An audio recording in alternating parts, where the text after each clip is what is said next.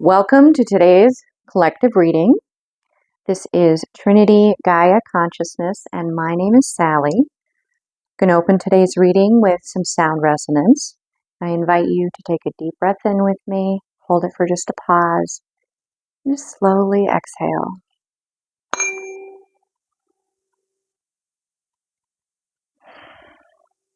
This time is set aside for you, time for you to connect with your higher self, your future self, your spirit team, your guardians, your guides. Receive those synchronicities that validate where you are and that you are on the right path, and you have a whole cheering squad. You have a whole bunch of energies that are present that are like, yes. I had quite the download before I hit record, guys. So I am pretty excited to share this with you. As you can see, I haven't forgotten this. I am still working on the Divine Masculine Healing Oracle deck, but I'm moving through it. I'm taking the time to really sit with all the nuances to every oracle card. So this is a pretty major theme here. Now, yes, you have the card here. Yes, you have the imagery. But what do you visualize when you hear of the character Hercules or Heracles? Hercules, Heracles. Because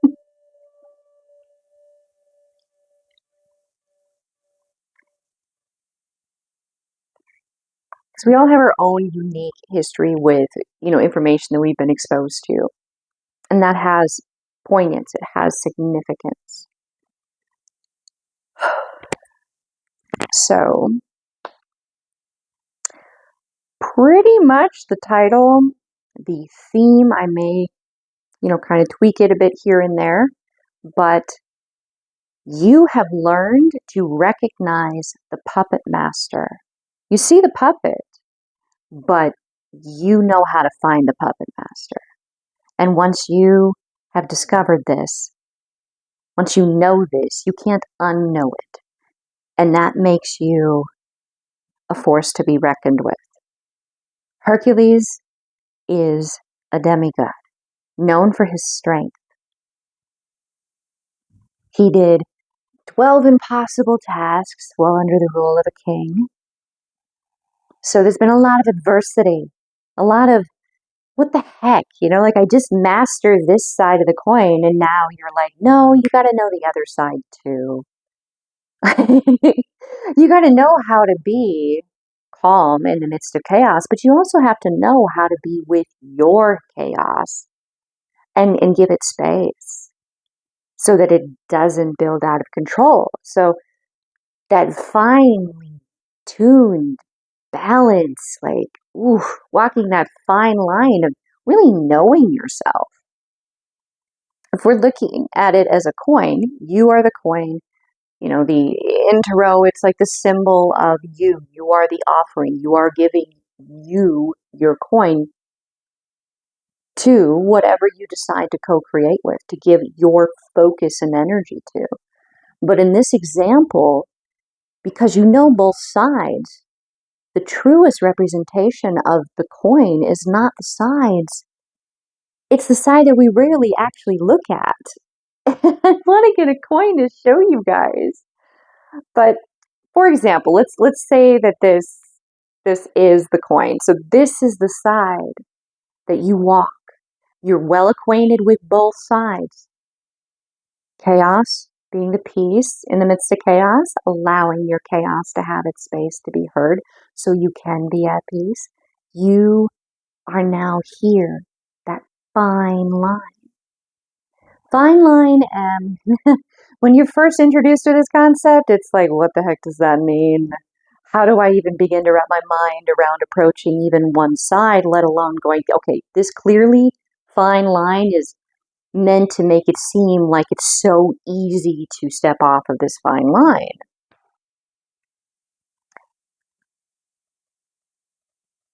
The reason that is coming up is because it's not so much that it's easy to stumble and fall. If you do happen to kind of go, oh, you know what, maybe I got a little lost in my chaos and I had a little more trouble coming back to my peace. There are extenuating circumstances. I'm a biological being. I'm not just energetic. Maybe you didn't eat that day. Maybe you didn't get that much sleep. Maybe you worked out really hard and you're sore, so you're not coping so well. Right? You find your way back to balance. It's not a matter of falling off and losing your way and it's all over and doom and gloom. This is sharpening you. This fine line, this is the cutting edge. This is you because you know both sides. You know what it is to suffer and you know what it is to love with all of your heart. You know what it is to mourn with every fiber of your being. And you know what it is to feel like you could practically fly from the joy of living. Being high on life, just on life, not no substance, no, you're not even talking like chocolate here, guys. Like you're just high on the experience of living in the now. So thrilled with being alive. And yet, you know both sides. And in the middle, this is the sharpening. You're able to relate to everyone you encounter, and they maybe don't know why, but you see right through them because you have been sharpened. You have been sharpened, and you did that work. Now, the reason that this really resonates with Hercules is, clearly those snakes have been biting him. Clearly he's been enduring this constant assault in one form or another. There's all this adversity. And what really came to me is these snakes, they may be poisonous. Well, how do you build up a resistance to a poison? There are literal people that expose themselves to certain snake venom, and they do it in low doses until they build an immunity. And then once they have that immunity, then they can have their immune system help to create an antidote. They can be the reason that other lives are saved because they continually allowed themselves by choice to be exposed to something that was toxic so that it no longer was. A really good example that's visual and in movies, the name, it just eludes me, but pretty much the earth becomes so toxic that no life can live on the planet anymore. And there's one very stubborn scientist daughter who she stays and she's working on how to adapt to the environment and work with it. And she keeps exposing herself to the toxin. She'll rub it on her skin. And she encounters one other person who stayed. And while they're exploring to get some kind of information from a museum or something, she takes her helmet off and she doesn't die. And he's so convinced that she will.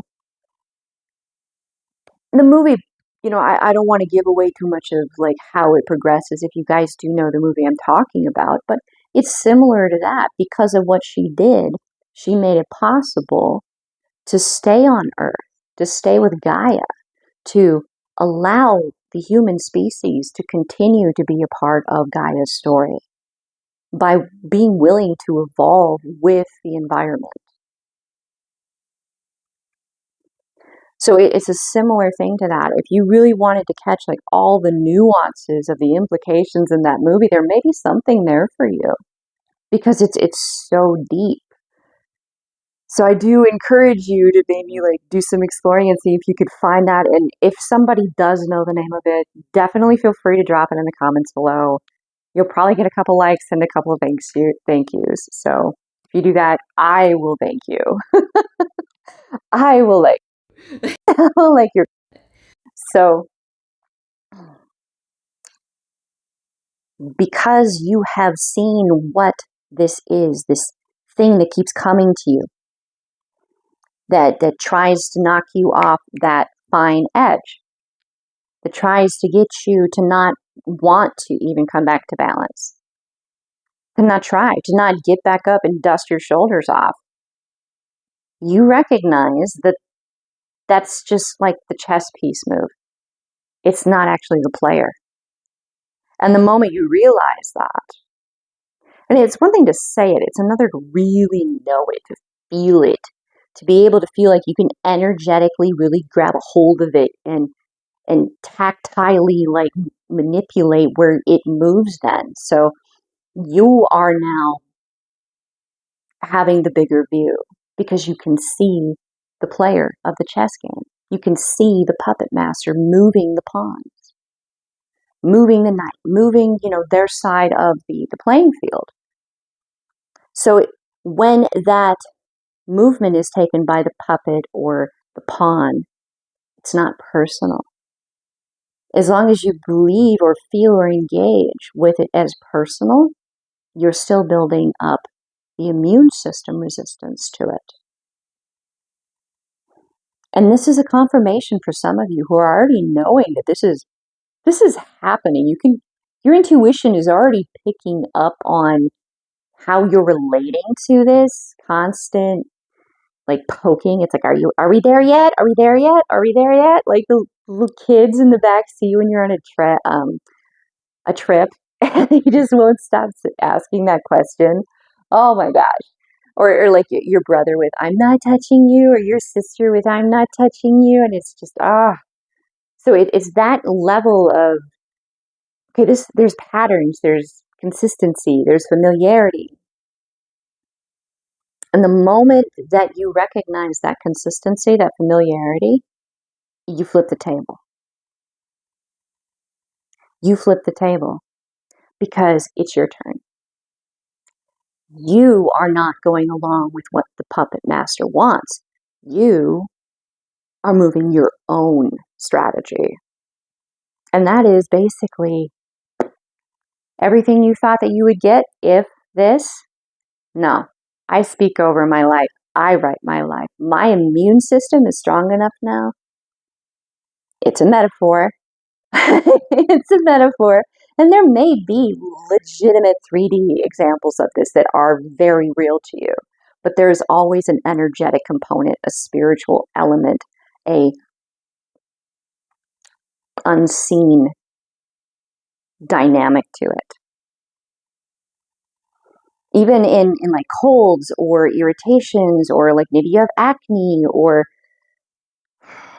when you happen to see an animal that you rarely see, or an animal reacts uniquely to you for no apparent reason, and you're like, it's the first time you've been exposed to them.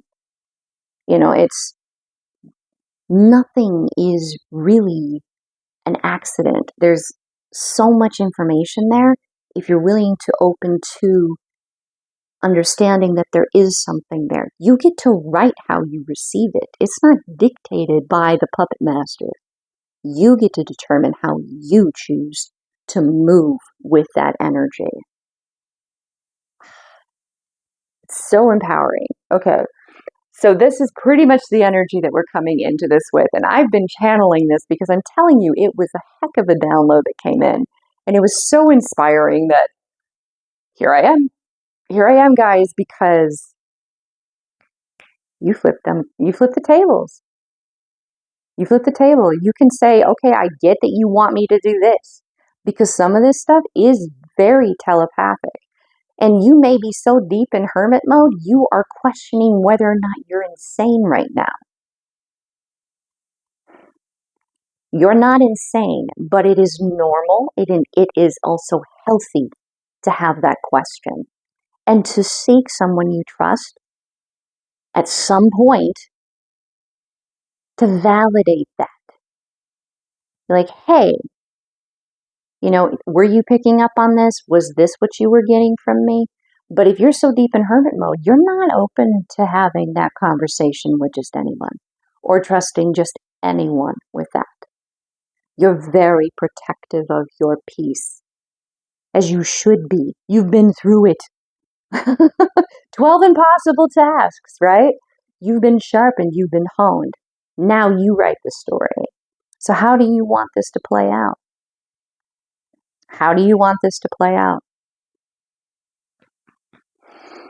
When you flip the table, what are you going to write?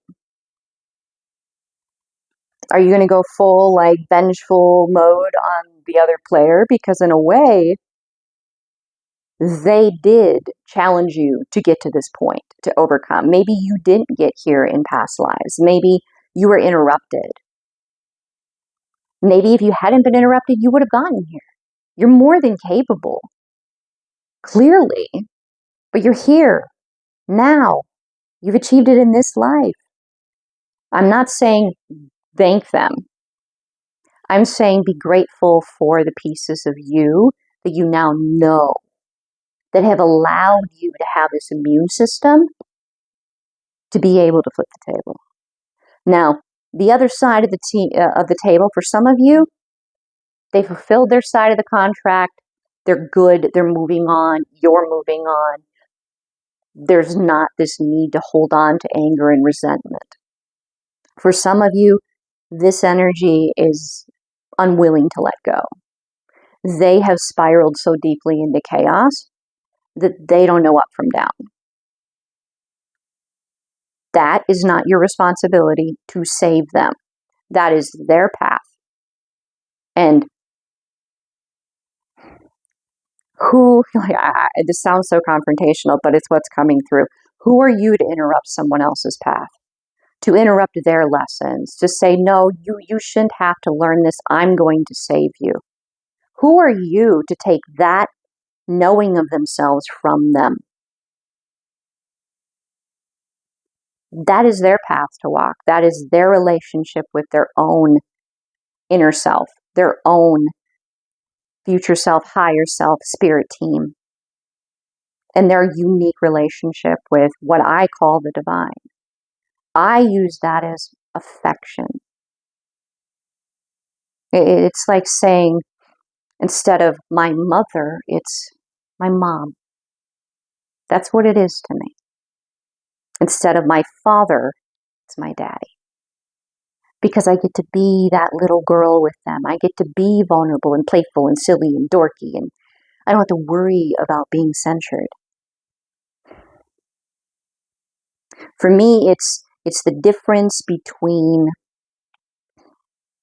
There was a short that I watched recently, and it displayed the difference in infants that were in healthy, loving, supportive environments and how it impacted how they were interacting with their world. And they displayed it with playing with Legos. Now, the kid that felt loved, i.e., they didn't have to be perfect. If they did something and they didn't understand it, and like what set mom or dad off, they, just like any kid, would feel like it was their fault. So they were scared to do anything, especially if an adult was watching them.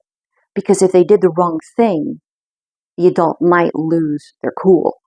And they're an infant, they won't understand. And what that does to a child as they grow up is just, it's a challenge. They deserve so much empathy because they're in so much pain that they don't even realize. And then the kids that are like the infants that are loved and accepted, and if they make a mistake, it's not the end of the world. And for example, if they spill the milk, they're an infant. And like a personal example would be like my cat. He's a cat. He's going to have hairballs. He's going to puke sometimes. He doesn't understand that his stomach is too full, and he overeats, and then he pukes. It's just part of caring for a cat is you don't overfeed. You give them a little bit at a time so they don't do that. Nobody enjoys puking. And I know he doesn't. So when he does it, I don't get mad. I don't yell. He got out the other night, and I was just so relieved when he came home. And I could tell he was a little like, oh, I know you were calling for me, and I totally blew you off. So he understandably was bracing for me to be mad, and I was just so happy to have him back. There was no anger. He was safe. he was okay, you know. That's the difference there. That child can make a mistake and know they're loved unconditionally. I love you even though you're not perfect. So when they're playing with the Legos, they're not concerned about how they stack them and if an adult is watching them, because adults are safe and they've never gone off on them for no apparent reason, because what's the level of reason that an infant would be at, right? They're trying to figure out the world.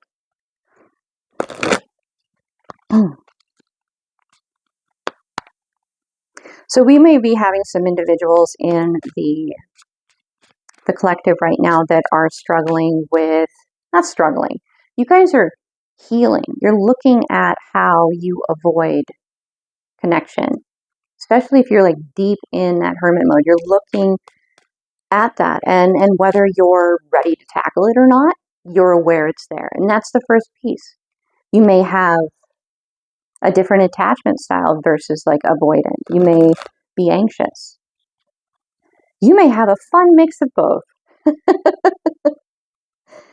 Either way, no one alive, no one here, no one in existence is able to know you better than you. No one can be your best friend better than you. I heard this saying here recently that in our life, the greatest love story of our life is the story of loving ourselves. So if you are avoidant, if you are anxious, this may be the pawn that is moved to trigger you. And the more that is done, the more that you begin to realize that the way you normally respond is not really helping you. It's not healing you. And at some point, you're like, okay, I need to look at this from a different angle. I need to approach it from a different perspective, because everything I've been doing and I have tried, it's not leading to freedom.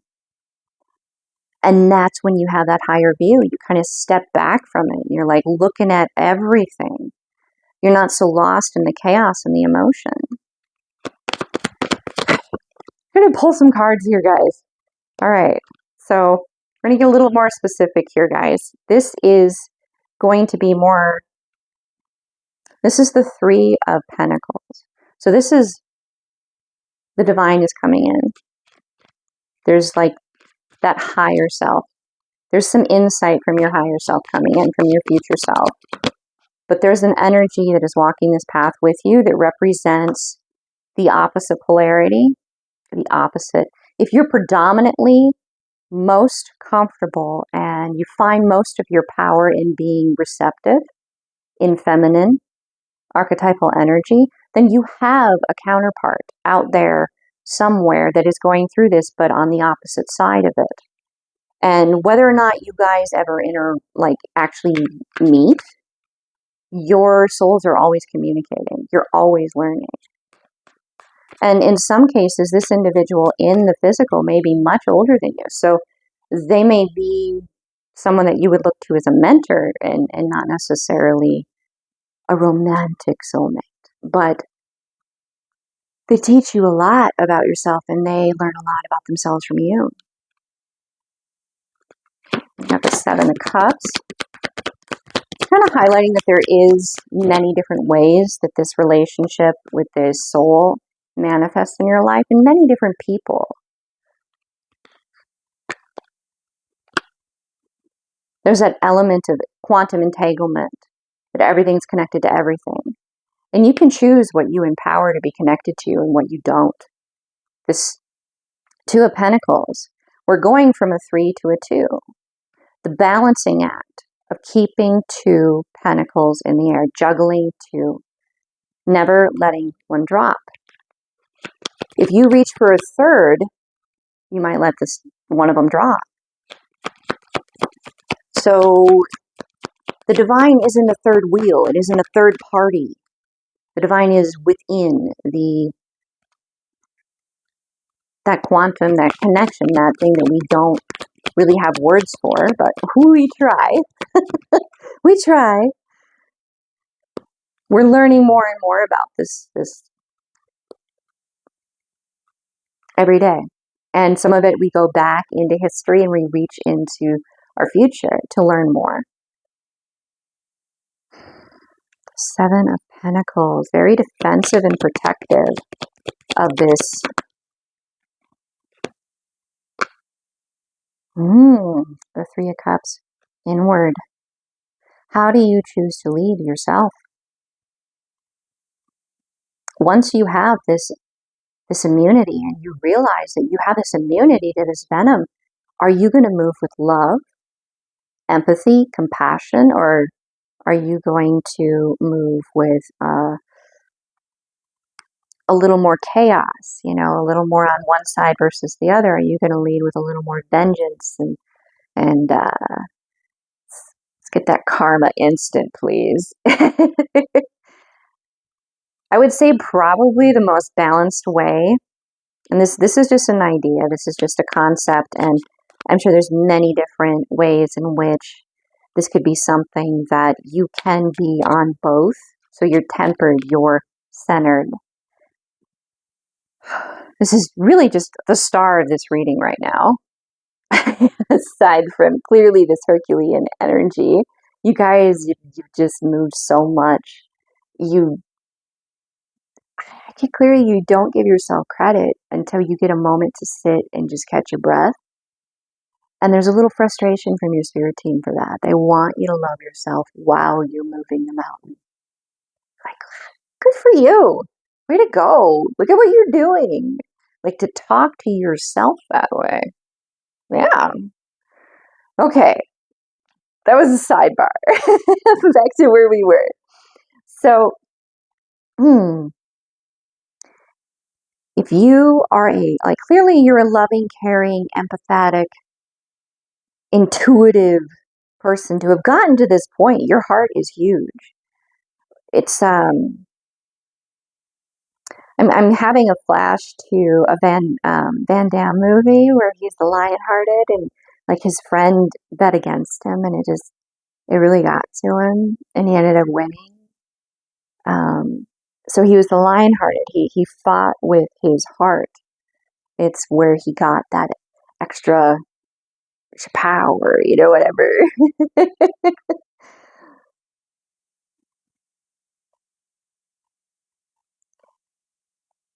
If you do feel that this enemy that you have actually been learning a lot from, this teacher wearing the enemy, the villain, the karmic, the puppet master, if you feel that they've spiraled and they've lost themselves and they're not able to stop themselves from what they're doing,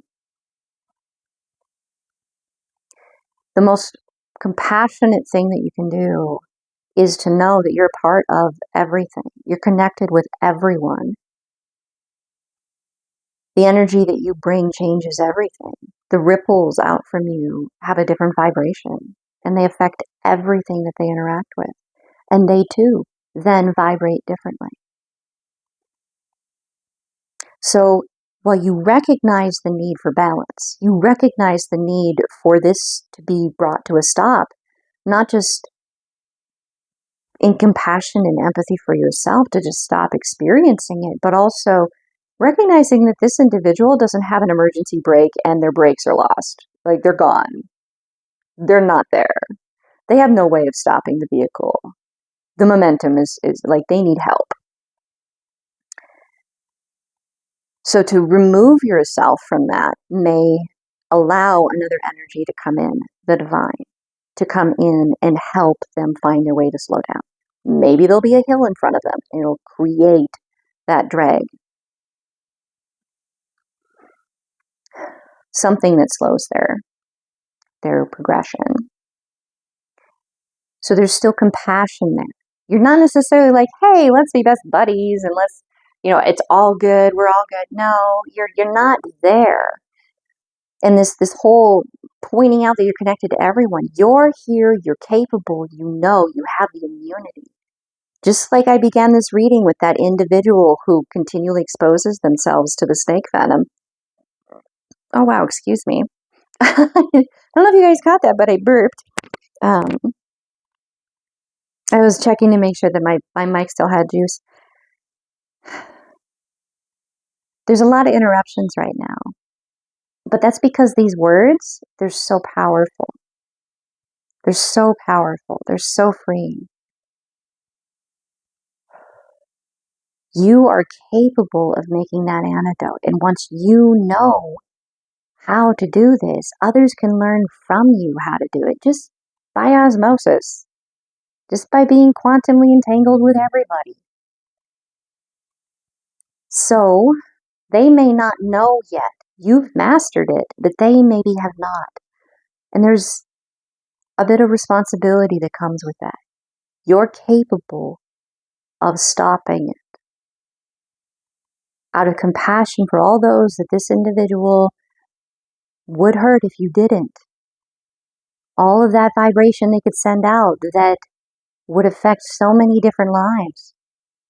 You could put a stop to that. So there is a note of compassion for how they've totally lost control and they have no means within themselves to stop the vehicle. And there's a lot of compassion and heart and protection in that you're capable of standing up and stopping it because you're aware, you know, and you don't walk alone. Every moment of your life has led you to this moment, to this now, to be able to know the truth. That you can flip the table and allow another energy to come in and help them so they don't hurt everybody around them anymore. And they probably don't enjoy, on a soul level, accruing that karma. So you're helping them stop themselves. And whether or not their drama unfolds, it's really not for you to know. It's really not your path. I.e., in other words, please, I know at times in our society, like, it's tempting to get attached to the outcome of the juicy story. But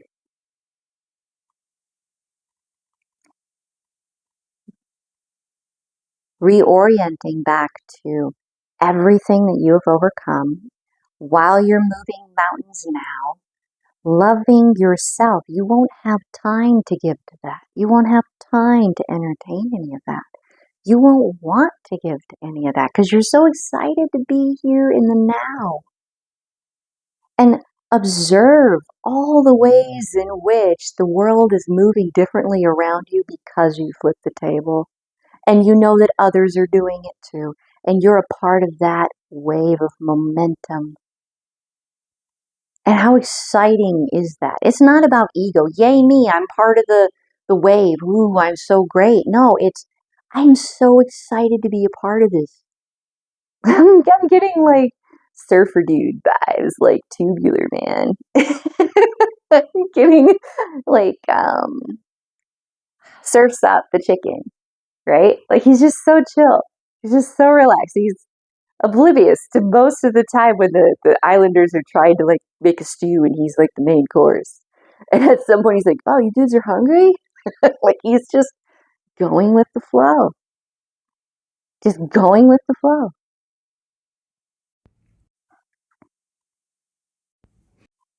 So we're going to get a closing message for you guys here and then we'll move forward. We'll bring the reading to the close. What a reading for Hercules. Oh my goodness. The evolution of the readings as I've moved through this oracle deck has just been an honor. I'm really glad I did this because as a female, I would say that it's not that I'm unaware of my masculine energy, my masculine archetypes, but my society doesn't necessarily really, reward you for being more masculine. And like when you're really figuring out a lot of who you are and how you fit socially into just about any dynamic, it's when you're trying to fit into your first social group, your first connections with other social peers. So because I'm female, there's a lot of pressure to be more of the feminine archetype, but I've always gravitated towards being in more masculine role, like not necessarily roles, but for example, like I used to work in electronics. I was the only female who worked in electronics. I had a coworker call me the queen of electronics, and I didn't know if she was giving me a compliment or insulting me because I could be just as assertive. I had to be. I mean, who did I learn from?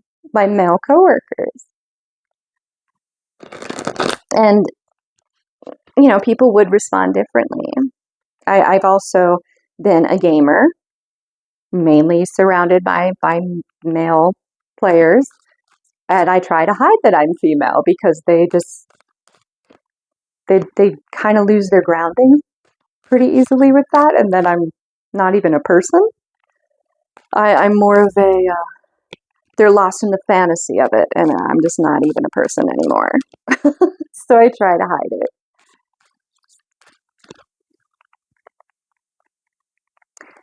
Right. That there may be a fair amount of sinks in there, and there may be a fair amount of people who can kind of identify with that. So that's why I resonate with the Divine Masculine Healing Oracle deck, because I see myself in Hercules. I see myself in Sir Nunos. I see myself in every single one, and I don't move on until I do. I don't move on until I understand. I don't move on to the next until it's time. And sometimes it's just a message, an intuition, and all the pieces fall into place. And I'm like, oh, light bulb moment. It's not like I'm sitting here like, contemplating Hercules for, however long in between, or whatnot. It just goes with the flow. Accepting the masculine energy and the feminine energy within yourself, regardless of your gender, you're falling in love deeper with yourself and allowing yourself to know yourself. Yeah. Okay. Enough of that. Okay, here we go. This is the last one. I like how it has a question mark over the head. That's so cool. And it's the mix of the fire and water. I'm getting blue flame, cold fire. Change the question. The quality of your questions shape. Oh, okay, that's double. Oh, plural. Okay. The quality of your questions shapes the quality of your life. Instead of asking, why does this always happen to me? Ask, what can I do to change this pattern? Changing the question will point you toward solutions instead of problems. And when you're trying to change a pattern, it's like trying to create a new habit. And I believe that the last statistic that I heard from some research article was that to really anchor in a new habit, you have to have done it consistently for 2 weeks. And then you can build on that habit, and build on that habit, and build on that habit, and it snowballs. So if you're at the beginning of recognizing a pattern you want to change, I suggest you try to change like a little bit. Begin to build a routine around something simple. And over time, it'll build. But if you try to take on the whole world, you overwhelm yourself, get yourself exhausted, and then you won't necessarily make it beyond the 2 weeks because you're going to be recovering from everything that you try to take on at once. So be patient and loving and caring and supportive of yourself, knowing that. And that's human nature. So begin small when you begin to start trying to understand how to best change for you the pattern that you desire to. And that question mark is like, always be open to asking the questions. Even if you don't have the answers, asking the question is the first step. It's so powerful. It allows the universe, the divine, to bring you an answer. That's one of the foundations with manifesting, is that you can have, like, say your manifestation is going to be equated with building a house. Okay, you got the foundation, you got the skeleton, you got the 2x4s, you got the electronics. Like, you don't have any sheetrock. You maybe don't have the windows in yet. You maybe don't have the electric hooked up or the water turned on, but it's all there. Like, you understand the majority of what you want. All that extra is like Christmas for you. It's a gift from your future self, your higher self, the individuals you share your life with and will have come into your life at times, and then, they will move to their next stage, and you'll have new people come in. They get to contribute things too, and decorate that house, and maybe redecorate rooms at times, and maybe build a new floor, because maybe you bring a new creation into the world. Maybe it's a business floor. Maybe it's a new baby room. It could be whatever you focus on creating that you feel passionate about. And you're willing to work with, you're willing to work for. It all begins with a question. What am I passionate about? What brings me joy? What is making me feel sad right now? Is that my emotion? Is it coming from someone else around me, outside of me? How do I want to relate to it if the answer is that it's coming from outside of me? How do I? Because your mind works differently than anybody else's. There's not another one like you out there. For some, you may be more tactile. For others, it's about hearing it. It's about seeing it. It's about going within in the quiet and letting the chaos and all the questions happen. And then quiet. Then you can start to organize. Like a filing cabinet. Or a giant, post-it collage wall of connections. However you best brainstorm. Asking the questions is empowering. Especially the ones you're like a little about the answer, because maybe it's something you're really excited you're going to get the answer you want. And that scares you a little bit. Because what is it going to be like to be that happy? To feel that free? Everything would change.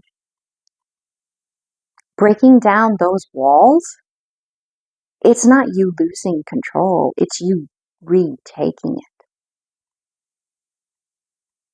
You can choose to remain never knowing the answer. What if you get the answer you want and everything does change? And it changes the way you want it to, not the way others decide for it to be changed. You actively creating a life that you feel free in instead of trapped. There's a reason we go into hermit mode. It's because something needs to change. There's a lot of healing that needs to happen.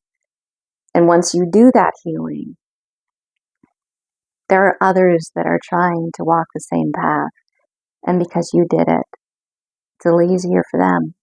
And I'm going to let you in on a little secret. People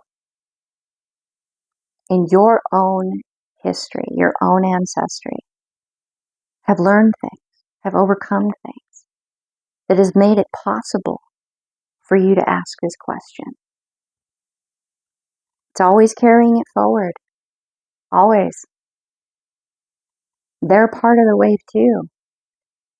I'm very clearly getting this, and then I'm going to bring it to a close, that there is at least, a few individuals, if not many, that are like, yeah, but maybe it's like my mom or my dad never got to. Yeah, well, you know what? They did what they did so that if you had that opportunity, you could. You could. So live it, embrace it, because it is a gift that they've also helped set the foundation for you to live, for you to have, for you to experience. I don't know about you guys, but I know that when I have my cat outside and he's just doing his thing and he spots something and he goes into his little hunter mode. And I know that he is so fully in his happy space, it makes me happy.